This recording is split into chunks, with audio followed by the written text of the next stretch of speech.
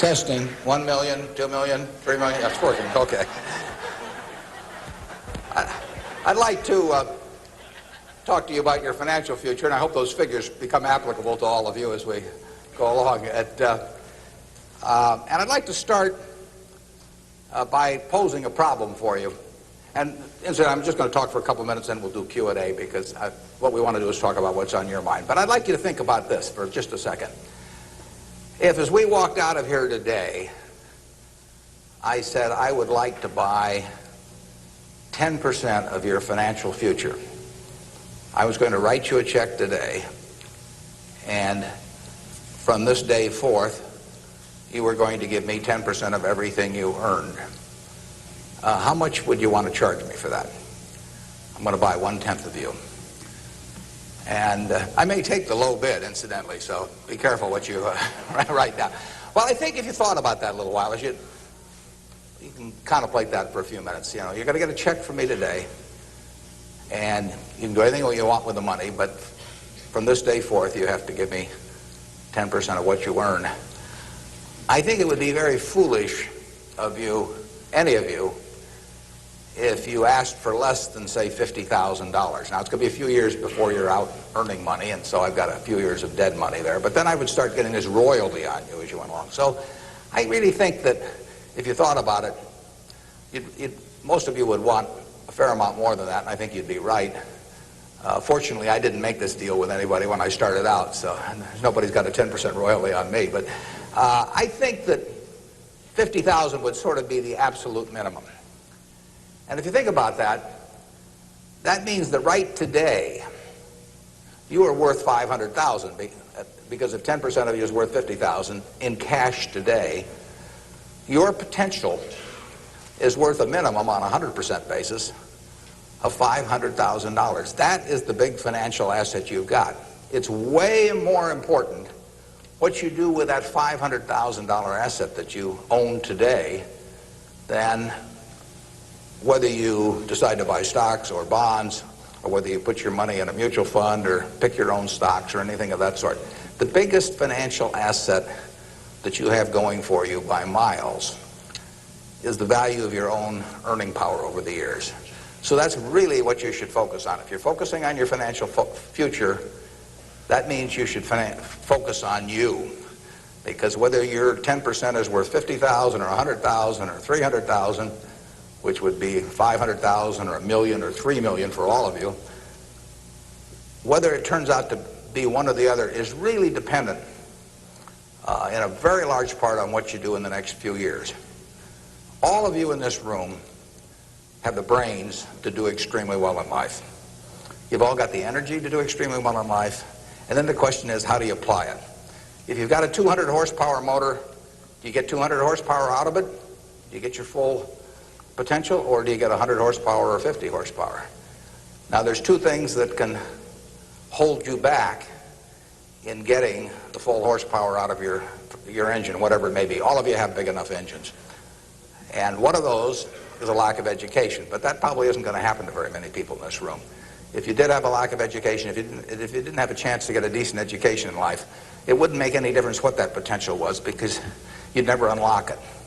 But the second most important thing, and equally as important, is in terms of the habits that you develop, in terms of what you do with yourself. When we hire people, we look for three qualities. We look for integrity, we look for intelligence, and we look for energy. But if they don't have the first one, integrity, the other two will kill you. Because if you're hiring somebody without integrity, you really want them to be dumb and lazy, don't you? I mean, the last thing in the world you want for them is to be smart and energetic. So smart and energetic only goes with integrity. But the nice thing about, you make your own decision on that. You can't change your IQ or how far you can throw a football or how high you can jump or the color of your hair very easily. But you can elect to have integrity that matches anybody else's. And if you match that with intelligence, which you have, and energy, which you have, you will get an extraordinary result, and you'd be very foolish to sell me 10% of yourself for $50,000. On the other hand, if you don't match it with that, your potential will, in a significant part, go unused. And I'll give you a little simple tests to apply in terms of thinking about the kind of habits you want to develop. Because you can have any habit you want to be. You can be lazy, you can be prompt, you can be late, you can be honest, you can cut corners. I mean, you have all these choices. And those are choices for you to make. Nobody else is going to make them for you. And I would suggest that you play this little game with me, too. Think about the person you would most like to be in life. So maybe it's one of your contemporaries, maybe it's somebody a little older, but pick out the person you admire the most, the person that you'd change places with if you could. And then write down why you admire them. Just put it on a piece of paper.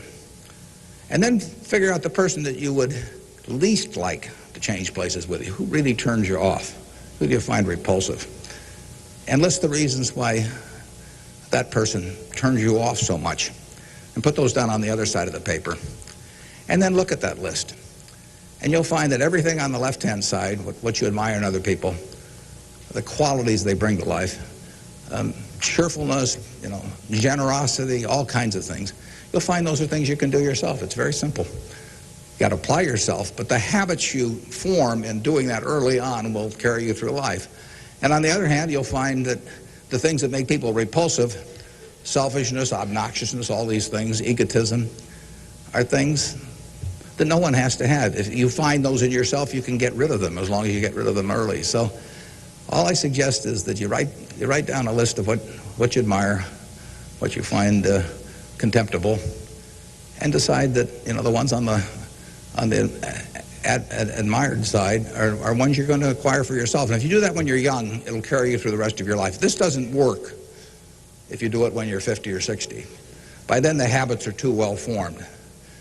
But if you do it early, behavior becomes a habit. So if you do that, 2 or 3 years from now, if you go through the same exercise, you'll find out that the person you admire the most is yourself.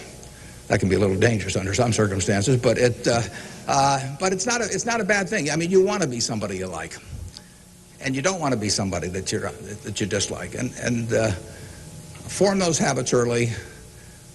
You basically can't miss. Now, I'll give you one other small piece of advice that's just a corollary on this, and then we'll get to your questions. And that is, as a general matter, as a one piece of specific financial advice, I would say, avoid credit cards. Just forget about them. We're in various businesses that issue credit cards. The American public loves credit cards. But if you start revolving debt on credit cards, you're going to be paying 18 or 20%. And you can't make progress in your financial life going around borrowing money at 18 or 20%. You can make a lot of money by lending it out at 18 or 20% over time. If you can find anybody that's good that will borrow from you. But you don't want to be on the side of the equation that's always behind in life. I was lucky. I'd saved about $10,000 by the time I got out of school. That $10,000 was really worth millions I might have earned later on, because after you get a family and everything, the expenses roll in. But those were my tools to work with, but it was only because I was ahead of the game. If you're behind the game by $10,000 at some point and paying 18 or 20% interest on it, you will never, you'll never get out of it. So the trick, I've got a partner that says, all I want to know is where I'm going to die, so I'll never go there. And that's true in financial matters as well. You want to figure out where you don't want to be ahead of time and avoid that. And I get about a dozen letters a day from people who are having terrible problems. And there are two reasons why they have terrible problems. One is a number of them have had health problems of some sort. I mean, they have really been hit by or somebody in their family has been hit by some kind of catastrophic illness. And that is it's a terrible thing to happen to any family. And they run up bills they can't pay, and really only society can solve that one in terms of protecting people against that. That's just plain bad luck. But the other one is from people who run up credit card debt, and they're facing bankruptcy, or they've been through bankruptcy once before, and they owe a whole bunch of money, and they can't even pay the interest, let alone pay any principal. And half of my letters come from people like that, and that problem is avoidable. Catastrophic illness is not, but credit card debt is something you bring on yourself, and it's way better, it's way easier to stay out of trouble than to get out of trouble financially. And I will guarantee you, if you run up big credit card debts, you will be in trouble probably the rest of your life in terms of your financial situation. On the other hand, if you get ahead of the game, even if it's on a very modest scale, so that money is coming in from investing, and people owe you money or equities owe you ownership, you'll be way ahead of the game compared to paying it, always paying your creditors every month. So my advice to you is, if you can't pay for it, don't buy it, and get yourself in a position where you can pay for anything, and then we'll be glad to see you at Borsheim's or the Nebraska Furniture Mart. Now let's have some questions. Do we have a mic out there that people can either go to or that travels around? And I can't necessarily see too well from we're going to have one mic on each side, so just raise your hand and wait for us to come to you. Okay, we have somebody up front who would like a mic. Anything that's on your mind, ask about. Don't be bashful. Yeah, how would you advise people who aren't necessarily going into a career field in which you would make a large base salary, such as like medicine or something like that, maybe performing arts or music? How would you advise us to keep up financially with the rest of the world? Well, it is true that a market system does not pay as well in some activities as might seem appropriate for the importance of those activities to society. Just take teaching, for example. I mean, teaching does not pay well. And what could be more important? I mean, you've got to be as interested in who the teachers of your children are as who your accountant is, or whatever, or who's winning the heavyweight title of the world, or that sort of thing. But it doesn't pay well, and it's a fundamental choice whether you're going to go into something. For many people, it'd be a fundamental choice whether you're going to go into something you love or something to try and make a lot of money. I think that generally it pays to go with what you love. I think that it's very hard to find people when they get to be my age who say that they've loved what they've done all their life and feel it was very worthwhile, but they're terribly sad they made that choice because they didn't make a lot of money. I don't think anybody's ever said that to me, that they wish they'd gone into something else where they were uncomfortable doing it or didn't enjoy it, didn't feel very productive, but made a lot of money. So I don't think you'll find that. So I would go to work. I would go to work in whatever turns you on. It may turn out that it'll be more profitable than you can think, but almost everybody here will make enough money, unless they get some terrible habits along the way, to do reasonably well. And doing reasonably well in this country really is pretty darn good. I mean, it's not necessary to have huge amounts of money in order to enjoy yourself. I enjoyed myself when I had my $10,000, and I live in the same house that I lived in when I had about that. I bought it 41 years ago. I liked the house then. I like the house now. I mean, if you think about it, if you have a reasonable job, you'll be eating at McDonald's and I'll be eating at McDonald's. So we're at a push on food. I mean, in fact, I hope it's Dairy Queen, actually, and and if you come to Dairy Queen, you'll see me. And you can order anything on the menu I can order, and we both can afford it. You'll wear the same clothes I wear. I'll pay more for my suits, but as soon as I put them on, they look cheap on me. So we'll look about the same. We'll both live in the same kind of houses. I live in that house from 41 years ago, and it's warm in winter, and it's cool in summer, and it's comfortable. And you'll live in a house that's similar. And what difference does it make if you have 50 more rooms or guest houses or all that? It'll probably just bring you problems. I mean, you have to worry about the greenskeeper or something when you get through. So I have been in the houses of people where the houses are worth probably 200 times what my house is worth, and I would not be any happier in those houses at all. In fact, I'd be less happy. I just have one more thing to worry about, and dozens of people around the place, and people quitting, and people stealing from you, and all kinds of things. To hell with it. We'll drive the same kind of car. In fact, you'll probably drive a better car. I drive a car that's about 8 years old. I don't know what it's worth now, but it gets me around fine. I mean, I'm perfectly happy. We'll watch the same television. We'll work on the same computer pretty much. The only difference will be how we travel long distances. You know, I will fly in a plane that's more comfortable than flying Southwest Airlines or something, which I've got nothing against. But that's the one real big difference. And other than that, I do what I like every day. I hope you'll do what you like every day to do. And I work with nice people. I hope you work with nice people. And there's 24 hours in the day, and those are where the hours go. So great wealth is the tiniest bit different in a real sense than having just a decent income. And to trade a decent income and something you love doing and something where you feel worthwhile doing it for huge wealth where you trade off a lot of your principles would be a terrible mistake.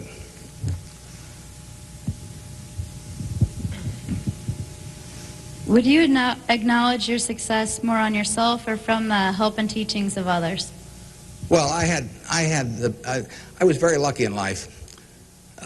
If you tell me who your heroes are, I will make a pretty good prediction about what you're going to do. And I had the right heroes. I was very lucky in life, and my heroes never let me down, and started with my dad, and then I had others in business. And so I have had great teachers, some formal teachers, some that were just informal teachers by instinct or example. And if I hadn't had those, you know, my life, I'm sure, would have been very different. If I'd been born anyplace else. When I was born in 1930, and at the time, 1 out of 50 births in the world were in the United States. So I came in against 50 to 1 odds against being born in the United States. I would have been a disaster, you know, if I'd been born in Afghanistan or Peru or someplace. I mean, I was extraordinary. I won the lottery the day I was born, you know, by being born in this country. So have you. I mean, the odds were probably 40 to 1 against you being born in this country, and they were 5 times more likely to have been born in China, or 6 times, or 4 or 5 times more likely to have been born in India or some other place where it would not have been as easy to exploit the full potential of your talent. So we've all won the lottery in that respect, and that's just plain luck. I mean, and I was lucky to be born at this time. I mean, capital allocation is something that pays off extremely well in this society now, but it doesn't pay off in other societies, and it didn't pay off, you know, many years ago. My friend Bill Gates says that if I had been born a few thousand years ago, I'd have been some animal's lunch. You know, I can't run very fast, and I can't climb trees, and, you know, I just happen. Those are talents. Nobody asked me to climb trees now, but there was a time when it might have been important. And incidentally, Bill would have been some animal's breakfast. I mean, he can't run so fast either. But in any event, you know, we are lucky. I mean, just imagine being born a couple hundred years ago with exactly the same talents and how far they would have taken you then. You know, the average person today lives so much better than the richest person lived 100 or 150 years ago. So I'm lucky in that respect. I was lucky to be born of terrific parents. I was lucky to be raised in Omaha in a great public school system. I got a start here in the first 8 grades that gave me a foundation that later, when I went off the track a few times, carried me through, because I had a terrific grade school education right here in Omaha at Rose Hill. And one of the reasons I had it, incidentally, is kind of unfortunate, but I had that great education in part because women were being enormously discriminated against. And so a woman at that time could be a teacher, she could be a secretary, she could be a nurse, you know, and that was about it. So you had half the talent pool in the United States limited to just a few jobs. So you had an abundance of talent in those activities like nursing or teaching, because that talent with males was spread across every form of work activity there was, but with women it was concentrated in a few areas, and that benefited me. It's kind of sad because it didn't benefit those teachers, but I was very lucky, and I've really been that way all my life. And what I do is important as, you know, what a good teacher does or a good nurse does or something of the sort. You know, I think that's quite questionable. It pays off enormously well in a market economy like the United States, and but that's an accident. It didn't have anything to do with any innate ability of mine.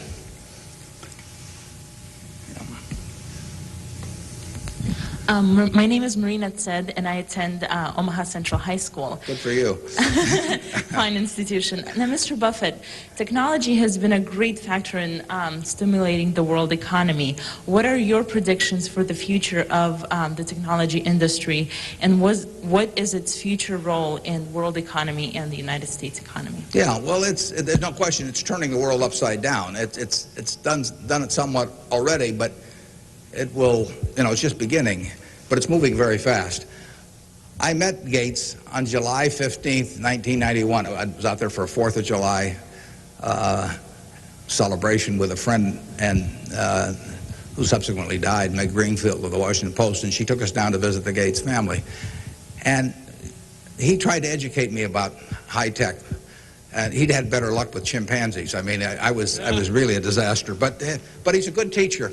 But one thing he told me was that at the time, he said, you've got this model in your head of the world, and your model has time and distance as very limiting factors. And he said, they aren't limiting factors anymore. He said, the cost of talking to somebody around the world or getting your message in front of somebody or publishing, he said, it's going to be zero, or so close to zero it doesn't make any difference. And, that was revolutionary.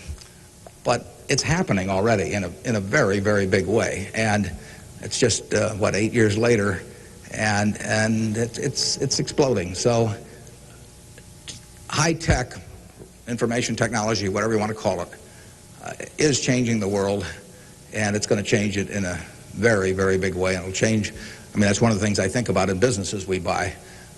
We announced the purchase yesterday of a furniture retailer in Boston, in the Boston area. And, I think to myself, what effect does this new world have in terms of the internet on furniture retailing? You have to think about questions like that.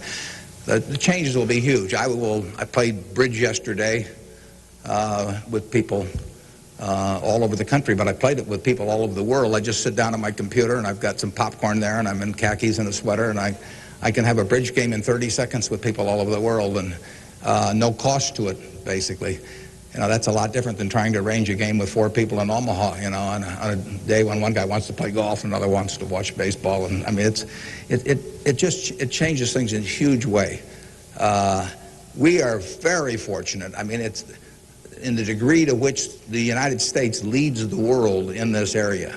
We have a lead. It's hard to think of who's in second place. And 15 or so years ago, this country had an inferiority complex. It'd be hard for you to remember because you weren't old enough to be around then. But in the early 80s, we were wondering whether the Germans and the Japanese were going to own everything, and that they were going to make all the steel, and they were going to make all the cars and everything else, and the television sets, and we were going to flip hamburgers. That was the standard line. And just imagine in a short period like 15 years how that's changed around. In an important way, that's changed because of this information a revolution where we, like I said, I don't know who you would name as being in second place in the world, but here's the most important industry in the world, and the United States has this incredible position, and we're moving all the time with that position. So I think that argues for a terrific future for the world over time, and I think it argues even more for a terrific future for this country. What are the best ways for youth to get started now in securing their financial future? For what to secure their financial future? For youth. Youth? Oh, well, it's not very complicated. It goes back to getting full use out of your own talents first. The difference between whether you're going to be earning X or 2X or 3X a year 20 years from now is going to be a function of how well, not how much talent you have, but how well you use the talents you already have. And so that is your best financial future is your own ability and your a capacity to use those abilities to their potential. And that can't be taken away from you. They can't even tax it. Most things, if you own a piece of real estate, if they double the taxes, they double the taxes, and that changes your ownership in the property, because now, in effect, the taxing authorities own more of it because they've got a greater command on the revenue stream. The same thing about almost any asset you have. But they don't tax what's in your head, and they don't tax your ability to start performing when you get to work in the morning and finish in the evening to your potential. One of the things that amazes me is how people who really do perform well just sort of jump out at you once you're running a business. When I got out of school, I thought, everybody would behave that way, but they don't. Most people sort of go through life in a sleepwalk, and if you don't, you will stand out. So the biggest thing for your financial future is yourself. Now, beyond that, it is always being ahead of the game rather than getting behind the game. It's saving a little, no matter how you do it. I mean, I delivered papers, I worked at Penny's, I sold golf balls, I had a pinball machine around. I did a lot of things that enabled me to accumulate about $10,000 by the time I got out of school. 10,000 doesn't go as far now as it did then, but having anything so that you're ahead of the game and not getting behind the game is enormously important. I mean, just, if you're going to run a 100-yard dash against a bunch of people in life, if you can figure it out so that when the gun goes off, you're 10 or 15 yards ahead instead of 10 or 15 yards behind, it's going to make an enormous difference in how that race comes out. So having some net resources doesn't make much difference whether they're in stocks or bonds, in my view, but and not having debt when that gun goes off when you get out of school is a huge plus over being behind the game. And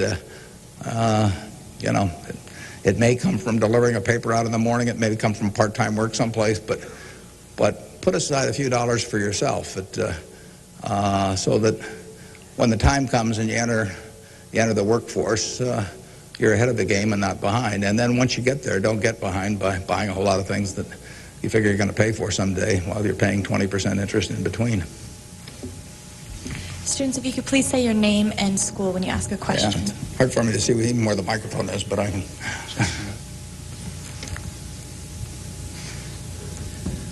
My name is Patrick Doherty, and I'm from Pillion La Vista High School. I was wondering, with the increasing costs of education today, what can students do to deal with their debts once they're out of college? Well, that's a tough one. I mean, I guess I'd pay it off as fast as I could, and I would incur as little debt as possible before that time came. And I would say this,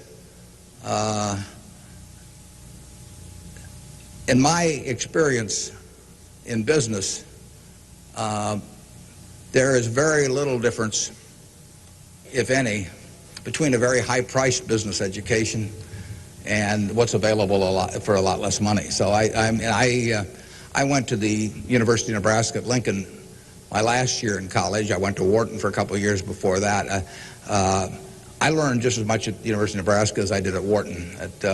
And it's nothing against Wharton. I mean, it's just we had a very good school here. I had some terrific professors at Lincoln. And so I would not assume that if I was paying a few $1,000s for an education here in the state, for example, versus paying huge amounts elsewhere, that it was going to make a lot of difference. A lot of the education, you need to be prodded in the right direction, but an awful lot of it is self-taught. I mean, Andrew Carnegie did a wonderful thing in this country in terms of libraries, and I used to spend a lot of time at libraries. I even got locked in at the University of Omaha, what was then the University of Omaha, and I couldn't get out for hours. And one night I got so entranced with what I was reading. But there's all kinds of information available now with the internet. It's so much easier than it was then. So it's out there to be taken, and it isn't necessary to pay $30,000 or $35,000 a year to go to some big-name school to get the education at all.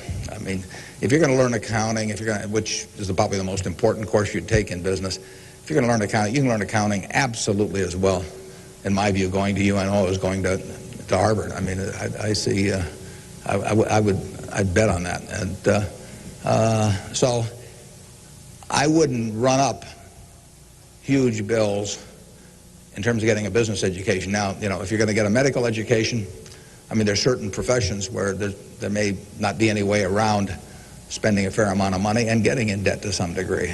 You've got to make that decision yourself, but I'd certainly try to minimize it. And And I would have it figured out how I would handle that debt in, say, a 5-year period after I got out of school, or I would think twice about incurring it. There's a question up here, if we can bring a microphone. My name is Kyle Clark. I'm here representing the Omaha Youth Advisory Council. What advice would you have for a forming nonprofit organization? For forming a nonprofit organization? Well, I've always tried to avoid forming nonprofit organizations. Well, that would depend entirely on what I wanted to accomplish. I mean, it'd be one thing if it was a hospital. It could be another thing.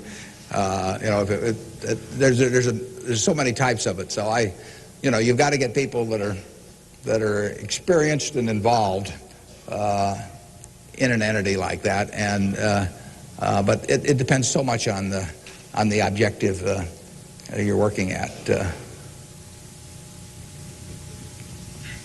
Yeah, I promised this young lady here microphone for a long time.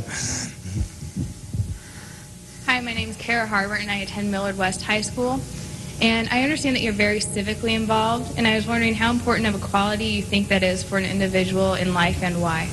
Yeah, well, I wouldn't say that I am that. I mean, I do certain civic things. I think your model as a citizen, for example, in Omaha would be Walter Scott. I mean, he is far more civically involved than I am, and incidentally, his predecessor, Peter Kiewit, was too, but Walter's carried it to new heights. So I don't want to take on any mantle for that myself. I do some things. One of the problems I have is I love what I do so much that it sort of takes over. I mean, I'm like a guy that likes to play a lot of golf or something, except I like the business I'm in. But I've got a family that participates very actively. Some of my children work on almost anything that comes along in the civic area. And, in the end, people do what they want to do to quite a degree. And I think I've never talked to anybody that enjoyed working in civic activities that didn't feel where it was very worthwhile after they've done it. I mean, they've built something, and participating in building something is always a lot of fun. And actually, you can have a good time. We have this golf tournament, for example, in September, and we raised some money for civic things, but everybody has a good time, so nobody's paying any price by doing it. I'm having a good time. The people who come are having a good time, and we get to show Omaha off to people. But you should be enjoying things you go along, and you will if you work in civic activities that interest you. And you can do the same thing in politics. I mean,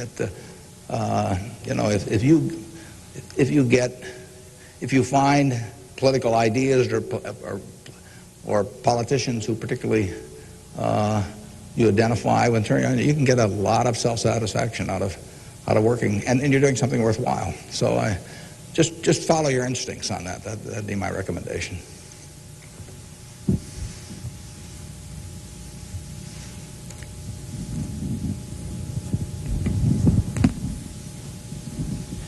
Hi, my name is Jeremy Graham from Millard South High School. We're probably the elite youth of today, and I have a question. What do you see as the biggest economic problem facing the youth of today going into the future? Yeah, I don't think that you're going to have enormous economic problems. I think you will live in a society where the average person lives better by a significant margin than the average one of a generation earlier or 2 generations earlier. That's been the history of this country. It's a marvelous country that way. I mean, when you think of it, we have 4.5% of the world's population, and what's been accomplished here is incredible. 53% of the value of corporations that are publicly traded in the world exists in the United States with 4.5% of the population. This country always has done well. They say in stocks that you should buy stock in a business that's so good that even an idiot can run it, because sooner or later one will. And that's not terrible advice. Well, that seems to have been sort of the history of this country from time to time. I mean, we've had all these problems that have come along. If you look back on the last 100 years and list all the problems this country's run into, you can make a very long list. And a lot of people who focused on those problems at the time have missed the bigger picture. And the bigger picture is that every generation lives better than the one before it. And that's because of savings, because savings enable people to create new tools to do better things as they go along. And it's also due to an environment that lets people realize their potential to a greater degree than most other environments in the world. It's far from perfect. I mean, it's sad how far it is from perfect. But it is better than anything else around. I mean, in this country, you don't have some commissar or something running a big business in this country. You've got a guy like Jack Welch, and a fellow like Jack Welch makes a difference of night and day in terms of the productivity of that business over a period of decades. And productivity is what causes the standard of living to rise. So a system that throws up the Jack Welches of the world to run businesses is going to have an enormous advantage over a society that does it by heredity or that does it by government edict. And we're closer to that society that I've described than any other country, and it's led to great things, and it will continue to lead to great things. So I think you've got the best future. You don't face a war, and you've got a better future in terms of achieving material rewards than any generation in history. So I wish I could trade you places. I might get taken up on that by a few of you, though.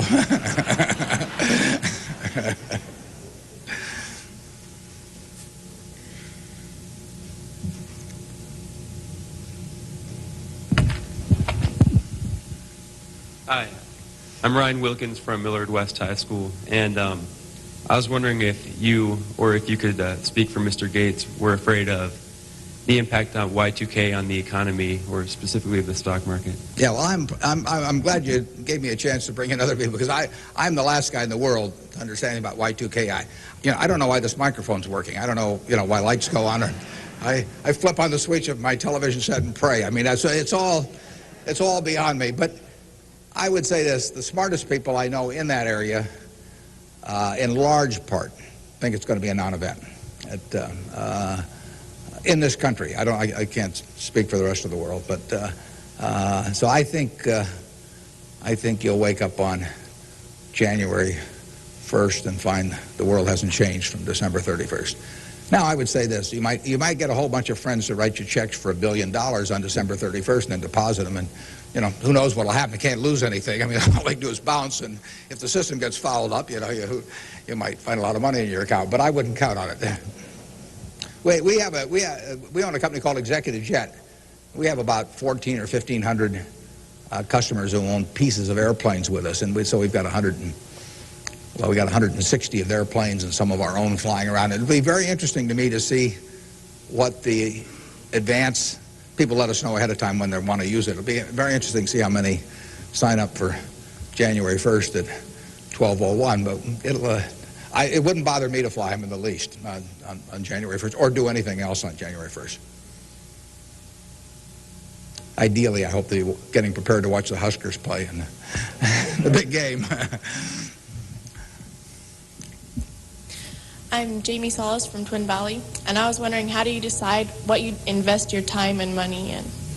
Yeah, well, I like to find businesses that have good economics. Now, what are good economics? Well, good economics are a business that has some kind of a moat around it that makes its product or its service or its location or something a little more desirable to the customer than any other sort of comparable product. The number one candy bar in the last 30 or 40 years has been Snickers. People don't fool around with different candy bars.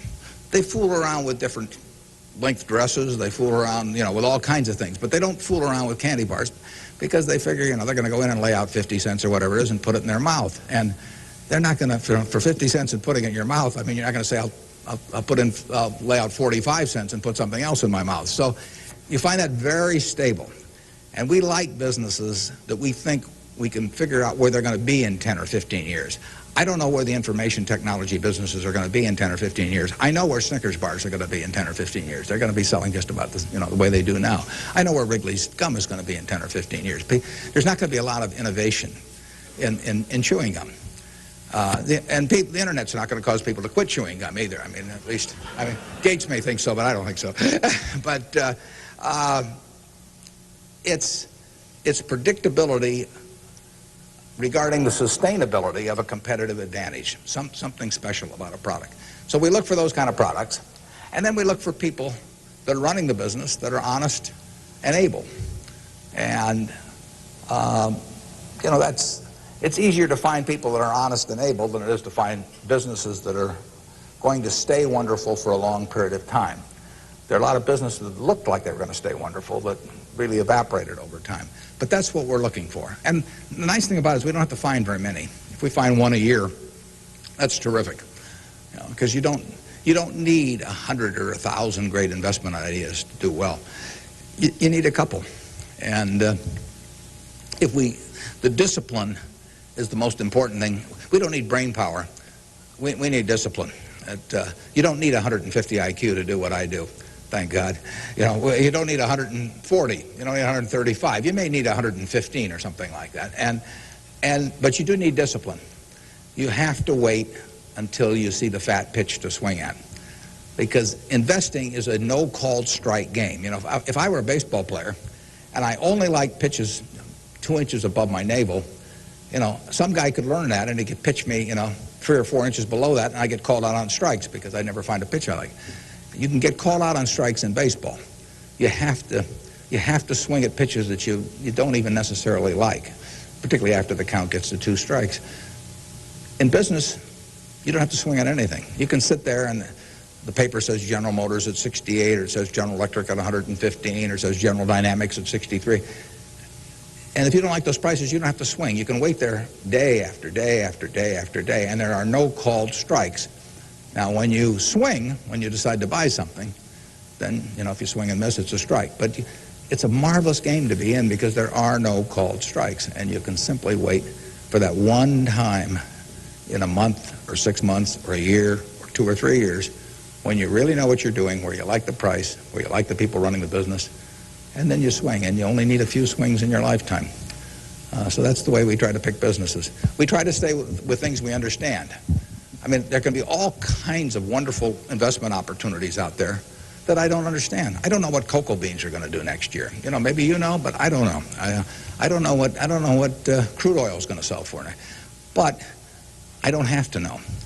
I just have to know the things. I have to know what I know. I have to know where the limits of my understanding are, what I call what my circle of competence is. And if I'm only able to evaluate 5% of the businesses in the world, no problem. I just stay within that 5% and try and find something. And most people get in trouble in investments because they get itchy. You know, they can't discipline themselves, and they hear about other people making money. Nothing upsets people so much as to hear about their friends making money. I mean, that's very destructive to discipline because they think, you know, I'm smarter than that guy next door, and he just bought that new car with the money he made trading stocks on the internet, so why can't I? Well, the answer is you can't over time. You will lose money if you trade stocks actively. And it's hard to exercise the discipline. But anytime you buy something, you should be able to take out a one-page sheet of paper and say, I'm buying General Motors at 65. I'm buying General Electric at 150 because. And you should write down the reasons. If you can't fill out the sheet, if it's because somebody told me about it at a cocktail party last night, that's not good enough. If it's because my broker told me about it, that's not good enough. You know, you've got to have a reason for thinking that it makes an intelligent investment. You do the same thing if you're buying a farm or an apartment house. If you're buying a farm, you'd say, I'm buying this farm at $1,000 an acre because I think I can earn $60 an acre on it. If corn sells at such and such and soybean sells at such and such and yield is such and such. And you'd figure it out.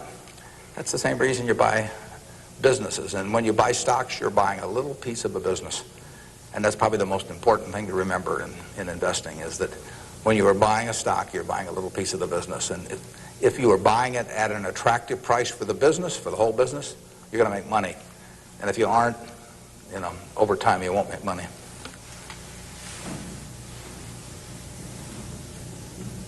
Hi, my name is Cliff McAvoy from Elkhorn Mount Michael. Reverend Jesse Jackson talked to us earlier. He seemed to believe that the moral standards of today's society will eventually affect us in business. How do you feel this will affect us as youth growing up in the United States? He said the moral standards will affect us how? Like moral decay in society today. will affect us in business by how we feel and how we interact with other people?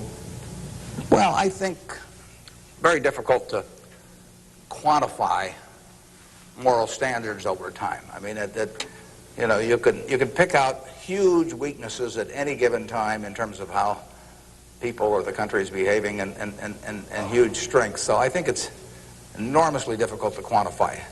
I think, by and large, we have made progress in what I would call institutionalized moral standards in this country. I mean, in terms of slavery, in terms of the women couldn't vote, a century ago. Half the country were second-class citizens in that respect, and they had much lesser rights in terms of inheritance and all kinds of things. The income tax didn't exist 100 years ago, so the idea of taxing people according to how much they benefited from society and their income didn't exist. So I think in terms of institutionalized moral standards, the country has made really quite significant progress in the last 100 years. I think, there's an enormous distance to go. I think we're going in the right direction, maybe by fits and starts, but I think we're going in the right direction, and I think that it will be a significant plus to everybody in this room if they live in a more moral society 40 years from now than a less moral. But I think the odds are that they will. I think the country moves in that direction. It's very difficult to do it, and all kinds of interests that work against it. But in the end, I think the American people want it. And you saw it in civil rights. I mean, it took television to dramatize what was going on, and people that weren't near it preferred not to think about it. But it got through to the conscience of the American people. And a lot of progress has been made there, and there's a lot left to be made, but it's better than it was. And the pace may seem very slow to those people involved, and I can understand that. The pace, for women's suffrage, I mean, that went for decades and decades and decades. Women couldn't be on a jury. I was reading the trial of Clarence Darrow, which took place in California in about 10 or 11. There were no women on the jury. The woman wasn't allowed to be on a jury. They weren't citizens in that sense. So the moral behavior of the country has, in my view, improved, but and it'll continue to improve, and I hope you all in this room do your part to help it improve.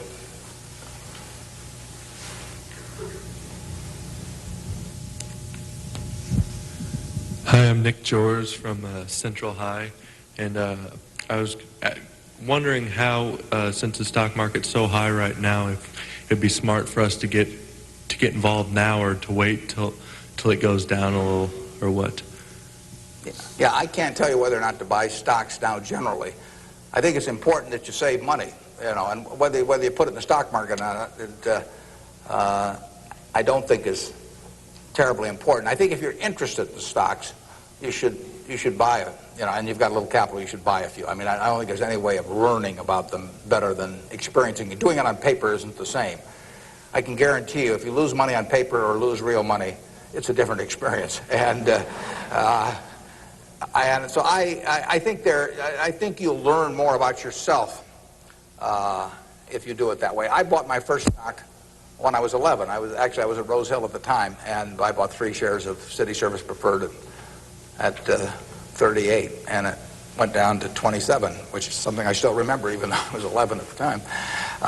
And then it went up to 40, and I sold it. I made $5 on my 3 shares after commissions, and then it went to 200 and something. So, I probably remember that a little better than if I'd been doing it on paper. And I fooled around doing a lot of things between about age 11 and 19 in the stock market. I did charts, I did all kinds of technical analysis, I read every book I could get on the subject, and I didn't do that well. I didn't do terrible, but I was really just floundering around. But that meant by the age of 19, when I read Ben Graham's book, I was at the University of Nebraska in Lincoln, I went and bought this book called The Intelligent Investor. It just come out, and it had an enormous impact on me. Now, if I hadn't done, in the previous 8 years, if I hadn't been all over the lot, I'm not so sure that book would have had the same impact on me. I mean, by that time, I was prepared to read Ben Graham's book, which changed my life financially in an incredible way. I mean, I wouldn't be up here today if I hadn't read that book. But yeah, part of life is getting prepared so that when something does happen that's significant, you can grasp the significance of it and know what to do with it. And I would say that first 8 years of fooling around, even though it produced nothing financially to speak of, produced a lot in terms of getting my mind prepared for when I really did read something that made sense. And so I was ready to accept it. And I actually went back and went to Columbia to study under Graham, and because of reading that book, and all kinds of things flowed out of it. So I would encourage you, if you're interested in the field, to do a few things. I'd still try and make it as intelligent as possible. I would try to stick with businesses I thought I understood. I'd still get out that sheet of paper, and I'd write, I'm doing this because, and just test my reasoning. And then I'd go back and read it a year later and see whether what you thought would be true turned out to be true. So I would always check myself. I believe in grading myself on everything. You know, doctors have postmortems, and they do it because they learn from postmortems.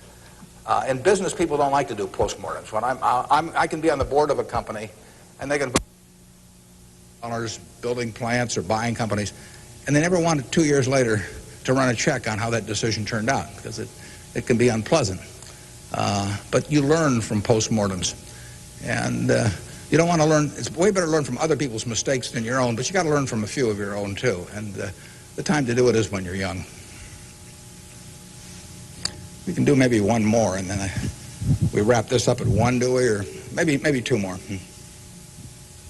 My name is Pete Walsh. I'm from Creighton Prep, and my question is, to what extent do you feel that the government, with the current policies of welfare and Social Security, is it financially competent and fiscally prepared for the future? Well, I think that the country as a whole is quite well prepared for the future. That doesn't mean I would adopt every policy they have, but I think, A, we have an enormously rich society, and it'll get richer. Everyone isn't going to participate in that. Some won't participate because of physical disabilities, others because of mental disabilities, others because of shortcomings in the education they received when they were growing up, all kinds of reasons. We have a prosperous enough society to be able to take care of those people, and we should take care of them. And how we do it so that they feel most useful in life, and how we do it so that we continue to encourage people to be more productive themselves and all that. I mean, those are not easy questions, but that shouldn't take our eye off the ball of feeling we should do something about it. I pose this problem sometimes to people. I say, let's assume that it's 24 hours before you're born. And all of you can take this test, 24 hours before you're born. And a genie comes to you. And the genie says, what was your name again out there? Whatever, we'll call you Joe. And the genie says, Joe, says, you look pretty promising to me. I think you've got kind of a sense of fair play and a good mind. And so I'm going to let you have an extraordinary opportunity. I'm going to let you design the world into which you're going to be born in 24 hours. It's yours. You pick out the political rules, you pick out the economic rules, you pick out the social rules, you design the world. And when you're born in 24 hours, you're going to be born into that world. And that's the world that's going to exist for your lifetime, for your children's lifetime, for your grandchildren's lifetime. And you, having heard of some of these genie jokes in the past, would say, what's the catch? The genie says, well, it's a very slight catch. I said, when you're born in 24 hours, you're going to emerge in this world you designed. But what you don't know is whether you're going to be born black or white, male or female, rich or poor, bright or retarded, able-bodied or infirm, in the United States or Afghanistan. All you know is that you're going to reach into this barrel, which now has 6 billion balls, as we know, representing one person, every person in the world, and you're going to participate in what I call the ovarian lottery. You're going to take one ball out of that barrel, and you're never going to get another ball. That's you. You're going to get one ball, and now you're going to emerge. Now, what kind of rules do you want to have for that society, not knowing which ball you're going to get? Now, that I put to you is the way I think people should think about social policy. And if you're lucky enough to be born in this country, you've won the lottery already. But we should have a system, in my view, that encourages the Jack Welches and the Bill Gateses and all of that to work far beyond the time when it has any economic significance to them. We want people commanding those resources who are extremely able at commanding them. That's how the standard of living moves forward. So we should want, Tom Osborne coaching in Nebraska. We should want Bill Gates designing software, and we don't want to mix up those two. We don't want to get Bill coaching in Nebraska. So you want a system that gets people to their potential and puts them in the position where they can do the most good for society. But you also want a system for the people who get the wrong ball. I mean, somebody's going to get the ball, that says 80 IQ. Somebody's going to get the ball that says this disease or that disease early in life that cripples them. And we've got a rich enough society that we can take care of those people. And I think that, to get back to your question, I think that this society will move more and more in that direction. It has the capability of moving more and more in that direction as our resources and our output increases. And I think that it has the will to do that in a general way, although, like I say, there have always been lots of fits and starts. So there is no shortage in the United States of resources. There's no shortage of output. You have to have a system that encourages people to behave to the limit of their abilities and puts them in the right place. But then you have to make sure that everybody gets taken care of, too. Now, we can do one more, and then we'll break. I'll let the fellow with the microphone, or woman here, make the decision. Hi, my name is Ben Gold. I go to Brown Talbot. And I wanted to know, how do you think the media affects the world economically today? Well, it's a small question. Well, what it obviously does, simply because it's moved so far technologically, is it's brought it together in a big way. I mean, I was over in China a few years ago, and I was right after the time of the women's conference in Beijing, and I was reading the Chinese coverage of that conference, and of course it had nothing to do with what was taking place, but the internet was coming in, and you can access the Washington Post or the New York Times or anything. I get the Washington Post at 9:30 here at night. In effect, I never could get it the next day through physical delivery, but by electronic delivery I can read it.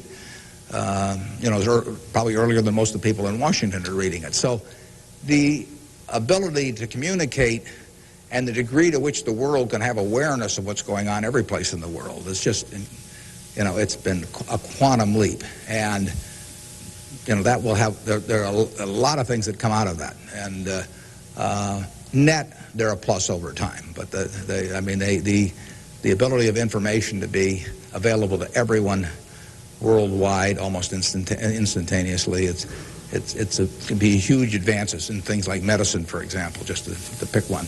So it's a net plus. It has a big effect, and the definition of media has now been expanded enormously. I mean, there were 3 television networks in the early 1960s, and that was it. There were 3 highways information traveled electronically, and if the 3 pieces of information were I Love Lucy, and something else, those were the 3 choices of information or entertainment that you had for tens and tens of millions of people sitting there looking at a tube. Now it's unlimited, and that's only, 3 or so decades. So it's just exploded, and it'll continue to explode. And net, I think it's a plus. And I think it's 1 o'clock. I want to thank you all. I wish you well. You're going to do terrific. Thanks.